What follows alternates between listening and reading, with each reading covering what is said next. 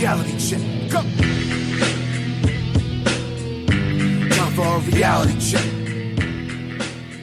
Yeah. Go to iTunes, Stitcher, any place you want to go to download your audio, and of course you can subscribe to Wrestling Reality. It'll download to your device every single Wednesday. Happy to have in our main event segment here this week, presented by Tootsie's Diner. Last week we had Virgil. This is the other end of the intelligence spectrum, I would say. Is a super genius, Mark Madden. A tough act to follow, indeed. We need to get one of your headshots like the Virgil one that is looking over your shoulder. Only if you take the Virgil one down No. and put me in its place. No. I want you and Virgil side by side. That's the true Wall of Fame. No, Virgil must be deleted if my headshot is to go up there. You really ran with the Hardys gimmick quite well, I gotta say, through your daily hockey coverage and super genius wisdom. Well, and it's great that Matt has come on after every time the Penguins have eliminated an opponent in these playoffs to do the delete thing. Totally in character, and he is absolutely hilarious. I can't thank Matt enough for coming on. Hopefully we have final deletion if the Penguins can beat the Nashville Predators in the Stanley Cup Final. After the Eastern Conference Final, Matt was in the car calling the show, and Brother Nero jumped on to do the fade away and classify yourselves as obsolete gimmick. So, no, those guys have been tremendous. We got to get them on camera and have them do the delete thing and play that on the Jumbotron at the I thought about pitching that to the Penguins, but the problem is that would be seen as making fun of the other team. Because you're deleting the other team, and that's just not the way the NHL does things, or the Penguins. Well, the NHL does a lot of things, but I guess they won't do that. Then again, if once the series is over, there's nobody left to offend because they've all been deleted. There you go. Yeah, the Hardys. We'll touch on the Hardys real quick. I don't think you and I have gotten to know Matt over the last, especially prior to his return to WWE. It's hard to think if there's anybody that's been better at reinventing themselves. Coming from, he had a fall from grace for a while with his health and everything. I can't think of a guy that's had a better comeback, really. Nor I, although Jeff's got to be right up there as well, because yes, to some degree Jeff had even bigger problems personally. Correct. But the thing with the Hardys and the broken Matt gimmick and Brother Nero, they're getting so far away from it time-wise from TNA because they can't get the right to use the gimmick all out in WWE, that by the time they get to do it, maybe there's no point in doing it. It is weird how on camera they kind of let the fans do the broken gimmick. The fans filling in the blanks, and they kind of soft pedal it. But it would have been great had they come into WWE able to do that full bore right off the bat. That said, and this isn't a popular opinion, by the standards applied in wrestling throughout the history of the business, that is TNA's intellectual property. I mean, I think they're jerks. I think it's the most poorly run wrestling company in history. Only Jeff Jarrett could make TNA fans nostalgic for Dixie Carter. but it's a shame they weren't able to do it, no matter what the circumstances preventing were. Yeah, I know there's a lot of gray area for having read some stuff, having talked about it. There's a lot of gray area. I see what you're saying, too, that by the time, assuming that they'd eventually maybe come to an agreement to where it is able to be on WWE television, it might be too late. But at the same point, some might have argued that even before the Hardy, we all knew the Hardys were probably going back, even before they reappeared in WWE at Mania. Some were already thinking maybe, I think you and I might even talked about that, maybe it's best to have them get rebroken on WWE TV, start from scratch on WWE rather than... If it ever comes to them being able to use it. And the further we get away from it, the more I doubt, because, Justin, name the last time in the modern era of wrestling, post Vince going national, that somebody took intellectual property from one promotion to the other. In the early days of Vince going national, everybody did. The Junkyard Dog, Hulk Hogan brought his gimmick in. But Macho Man. But after guaranteed contracts, although here's an argument you could make if you were the Hardys. If the wrestlers are indeed independent contractors, which isn't the case, but it's always said, if they're independent contractors, then the Hardys own that gimmick. Right. Well, and as you just said, the independent contracting thing is it's never held. They're not contractors. It's a crock. It is. But I know that also with the Hardys, everything. I do know they have arguments. I know they have other arguments that they're not. They're holding their cards right now before they unveil those. But as it relates to the broken stuff, they filmed it all on their property. They funded most of it. So I mean, there's arguments there. Don't get me wrong. I'm on their side. Yeah, no, and I want them to be able to use it. But it appeared on Impact TV. That was the avenue by which it was foisted upon the public. Yeah, I think Dutch and Jeff should just walk away and then stop making themselves look. Right, because what good does it do Dutch and Jeff to prohibit them from doing it? It's not like they gave the gimmick to somebody else. It's the same as when Scott Hall and Kevin Nash came to WCW, and they actually tried to recast Diesel and Razor Ramon, which, we all know how that went. Yeah, not well at all. Mark, let's talk about it was announced last night on SmackDown. The Money in the Bank pay-per-view is coming up in the month of June in St. Louis, and it will be the first ever women's Money in the Bank. Obviously, ladder match. They're climbing for the briefcase. Briefcase gives them a guaranteed title shot. Basically, it's a license to steal the title at some point in the next year. So far, we don't know if this will be the full match or if they're going to add more, but right now they have Charlotte, Becky Lynch, Carmella, Natalya, and Tamina. You behind giving the girls a ladder match? I'm behind turning Charlotte heel because she's clearly the most reluctant babyface since her father was babyface years ago. It's funny how that works. Huh? And actually, Money in the Bank would be a good avenue by which to do that, where she screws, Becky or whoever out of a shot at the title. But I think this will be a great ladder match. I think those are some tremendous athletes and workers in there. You got arguably the three best female workers in recent memory with Charlotte, Becky, and Natalya. Sasha Banks and Bayley, of course, being the rest of the top five in WWE's recent hierarchy. And then I think Carmella, I give Carmella a lot of credit. Carmella could have come into business and got by on just being super hot, but she's actually learned to work to where she's more than passable. I wouldn't go so far as to say pretty good, but more than passable. Plus, that thing she does with Ellsworth, who was an absolutely talentless blob, but that whole thing kind of plays well. And then Tamina is what she is. Can you believe WWE gave Ellsworth a 2-year contract? I mean, they can get out of it any time, but they gave him a 2-year contract. I can't believe that guy's appeared on TV even once, ever, anywhere. Yeah. He would be TNA's worst guy. I don't know if this really matters so much to Carmella. I didn't know this was a fun fact. Her father was actually a wrestler. He was an enhancement talent, I guess, back in the day. So I don't know if she learned anything from him. But well, I believe she's been enhanced as well. Yeah, Big Cass is she's Big Cass's lady. Everybody's mad, when Big Cass and Enzo got called up from NXT. Everybody's mad that she wasn't with them, because she was with them in NXT, that she didn't come. But I think it was the best thing for her to stay because it got her more ring work and allowed her to be in. If she would have came with Enzo and Cass, she would have got no ring experience. She would have been eventually casted off. It was the best thing for her. I think she was a solid part of the act with Enzo and Cass, but her involvement really only went through the opening. Yeah. This is Carmella. She's hot as hell, and you can't teach that. She did her little dance, and after that, it was kind of peripheral. So, in the long run, definitely good for Carmella, and just good for all concerned. Well, yeah, and they're a babyface tag team, so it's not like she's going to help them win or anything. So, right. Yeah, she was just eye candy.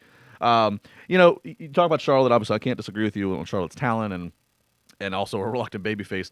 I actually think in this match, anybody but her. And my reasoning for this is obviously, it's the briefcase is good for a year, so it could be given to somebody who, okay, we're not ready to put them in the title picture the next 3 months, but we can string it along, make them seem important. We can put them in the title picture 6 months or 9 months later. Charlotte's ready to go at any point. You can justify putting her in a title picture right away. I'd rather have somebody else, maybe. Don't you think Money in the Bank plays better when a heel has the briefcase? It does. And if I'm not mistaken, a heel has almost always had the briefcase. Most of the time, it does, because you're going in and you're being opportunistic. You're usually doing it when somebody's beat down. Yeah, I mean, very rare cases. Rob Van Dam was a babyface, and he challenged John Cena to a time and place, which is ridiculous based upon the rules. But so who do you think should win Money in the Bank?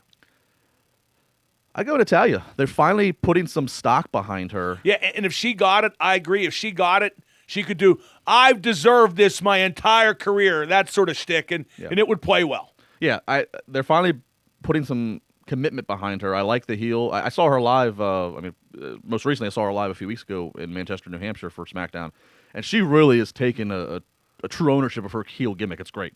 Natalya is one of the best in-ring female performers ever. And she's never lost her look. She's still very attractive. And you're right. This gimmick she's playing now, her heel persona, has taken her up even another notch. In fact, you can argue that she's right there in the upper echelon with the younger girls. Although Natalya's not old by any means. She's been around for a while. Right. She seems older because she started very young. But yeah, I'd like to see her get that because I'd like to see what she can do with it. And I think she deserves it, although deserves doesn't really play a role in wrestling very often. You talk about Natalya, who has been around for a while. She started young. Same can be said for Randy Orton. I've said for a while that I think there was a a lull in Randy's career over the last few years, and part of that I think is because he accomplished so much so early. They kind of left some. What do you do with them? Since I last saw you, Mark, Randy got involved in a little bit of social media controversy. Rip Rogers, the legendary wrestler, he trains in Ohio Valley Wrestling, very old school by the definition. He had retweeted something about today's wrestling and the dives and all the ridiculousness, the no-selling, the handshakes, the breaking characters so quickly on social media. Ridiculous crowd chants. Ridiculous crowd chants. And then Randy Orton endorsed what Rip Rogers was talking about, and then Randy kind of took ownership of this, started laughing at the dives. Of course, he got heckled by the fans, and he said, well, I'm going to go dive into my 13 title run and flip for my nice $1 million paycheck. What do you think about all this? Did you follow this? I did follow it. I totally agree with Rip Rogers and Randy Orton.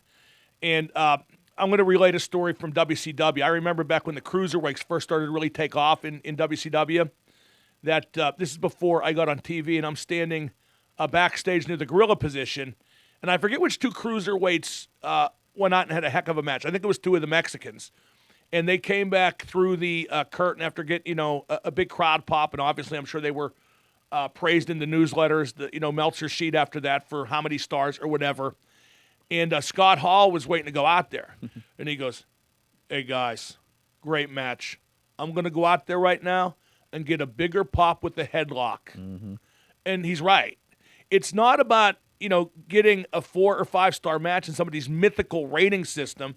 It's about drawing money and getting over. And the style that some of these guys work in indie matches is simply ridiculous. And they're doing it for the gratification of getting mentioned in the sheets or on the internet and getting X amount of stars. But to what tangible gain, Justin? And the thing that's been left out of this whole discussion, or at least not talked about enough, is I think to work that kind of match depends on where you're at, the setting.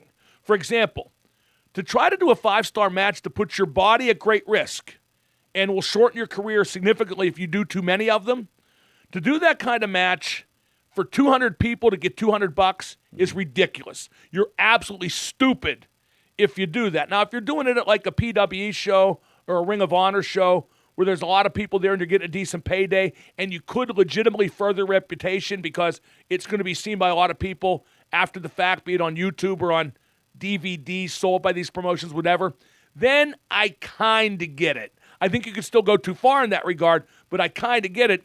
But you see, like, reports in the different newsletters. I guess Meltzer's sheet's really the only one that is in, Keller too, in print form. Mm-hmm. And they'll report on this great match that was held at, like, the Fort Hesterly Armory in North Carolina. And you're like, why did they do that there? Yeah. I mean, it doesn't make sense to me. It's too much risk for not enough gain.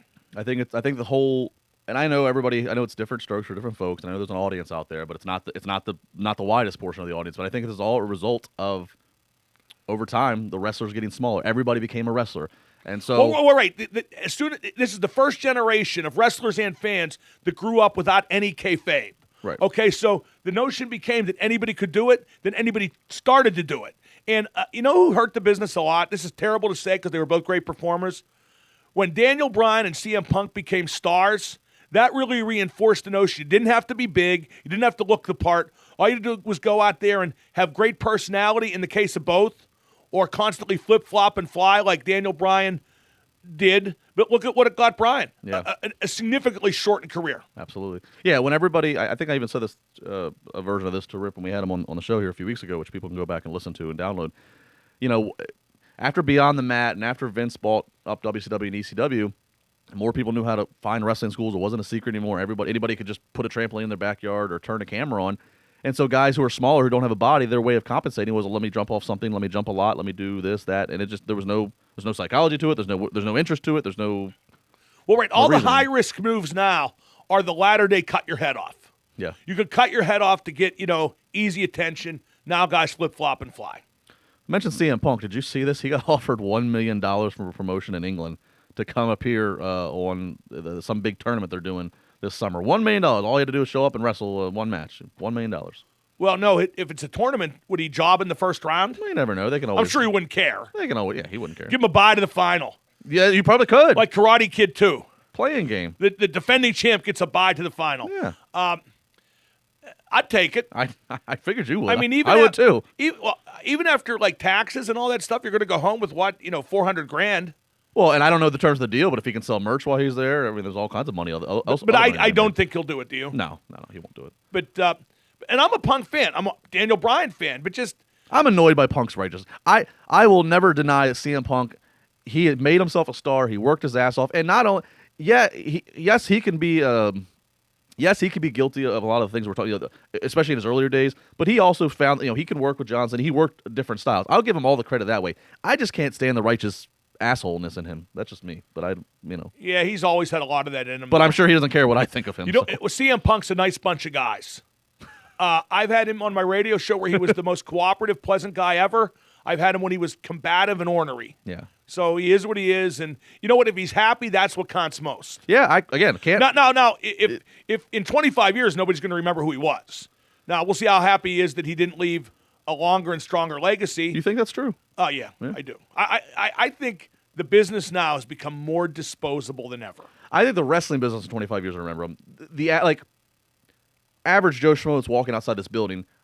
You ask them who John Cena is, they know something of John Cena. They're not going to know who Ric Flair is. Know who Hulk Hogan is. Right. They know the how I always call him the Rock, obviously. The household name, Stone Cold Steve Austin.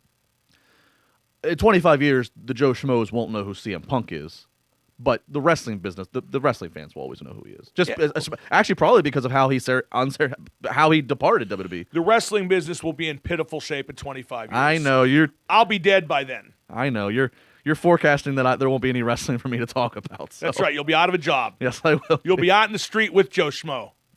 You'll be begging with the lepers in the streets of Calcutta. No, I'm gonna be curating the Mark Madden Museum. I've told you have all this great stuff. That's why I kept my mother's house, my childhood home. I'm curating them. I told you, leave it to me. I promise we'll make sure we pay a right price for admission for people to come in. They can honor. I think people would be depressed by tours of my childhood home. I really do. Your wrestling, your professional career. You met a lot of good people. You have a lot of good stuff. We can start. We record. I've met a lot of people. All right. We record all your stories on audio. People can walk up, press a button, and Mark Madden tells a story from the grave. I always get told I should write a book. I just can't believe my life would be that interesting. Plus, I told you on the show if I wrote it No Holds Barred, it would break up marriages and get a lot of people in a lot of trouble. That said, if friggin' Austin Aries can write a book, oh my God. He wrote a book? Yeah. He's plugging it on Twitter every 15 minutes. His autobiography. What does that jabroni have to write a book about? He finally made it to WWE. Yeah, barely. I mean, my God. See, if Austin Aries wrote a book, you should write a book. Oh, let me tell you what. In 25 years, more people in wrestling will remember me than Austin Aries. Here's what you need to do. Get paid up front so you have the money to spend. You know what they won't you know what they might remember? Austin Aries' in-ring sexual harassment of Christy Hemme. They might remember that. Get paid up front. Have your money to spend before you die, but the book doesn't get released until after you die. It's kind of like a vault thing. The vault can't be unlocked until you. I can tell you've never written a book. I have not. That is so hard. The Flair book, especially because I was rewriting the work of some low-rent guy that WWE hired, and I love Rick, but getting him to sit still to do work is like herding cats. My wife does ghostwriting for books. I've seen firsthand how difficult it can be with some of the people you're dealing with. Don't get me wrong. It was a labor of love. I did it for him. It was a great book too, by the way. It's the best. It's the best wrestling book ever. What it is. When I read it, I don't even think I lived in Pittsburgh when I read it, and I obviously I did not know you, so I knew nothing about you writing it. It still to this day is one of the best wrestling books. One of the best books I've ever read. Yeah, I got credited as editor because that's the way the contract read. But this guy Keith Elliott Greenberg wrote the original draft. And it didn't work. Yeah. That's one of the few times I've ever met Vince. I sat down with Vince, Hunter, and Rick because Vince and Hunter were very dissatisfied with the book, and I had read the draft, and they asked me what I thought, and I said, it's crap, and they said, can you save it? And I said, yeah, but it might take 2 or 3 months. And I didn't quite rewrite the whole thing, but it didn't have like Goldberg's viewpoint, didn't have Stone Cold's viewpoint. I had to, interview a bunch of guys and get them in there. I put it more in Rick's voice. Because Keith Elliott Greenberg was a Hulk Hogan fan. Can you think of a worse guy to ghostwrite a Ric Flair autobiography than a Hulk Hogan fan? It wasn't from the point of view, hey, I'm the greatest, which is exactly what Rick has lived his whole life, except in private where he, especially in WCW, he got his confidence cut down, which became a bigger part of the book after I rewrote a lot of it. But it was better when I was done with it. Yeah, no, it's definitely... plug it if you guys have never. It's called To Be the Man. I know. To be honest, I was drastically underpaid for it. I was going to ask, what were you? Can you tell me? Well, okay, Rick and I, of course. Rick and I had a contract to do the book when he was not in WWE. Okay. Okay, we signed with, I want to say Simon & Schuster, but I'm not sure. And we got an advance, and I got of the advance, I want to say $11,000 up front, okay? And then WWE bought the publishing rights, which meant we got to pocket the original advance, okay, because it's a new deal. Right. But WWE never specified what they were going to pay me. At the end of the day, they paid me $1,000, and that was it. That's it? So I got about $12,000 total for a book that was on the New York Times bestseller list for 9 weeks. And then they wanted me to do more work for them, but they wanted me to rewrite, again, other people's crap. And I just declined doing it. And that was funny because they couldn't believe when I declined to do it. They couldn't believe I didn't want to work, like an indentured servant for $1,000 a crack. There's hookers that have better nights than that and all of what you made. That's amazing. There's hookers that are better than me. Well, yes, but you're a talented writer. I couldn't believe. Another book opportunity for you, not for you. You could certainly do the book for the outsiders. You could do you're a good voice to narrate that. Yeah, I would love to do that. And people still interested in that stuff. I don't sense that they're in any hurry to do it though. Yeah. You're friends with Kev. I mean, he disappears for months at a time in terms of contact with the outside world. That is true. So it's if that book would ever get written, I would love to do it. No question. That's the one wrestling book, I would do.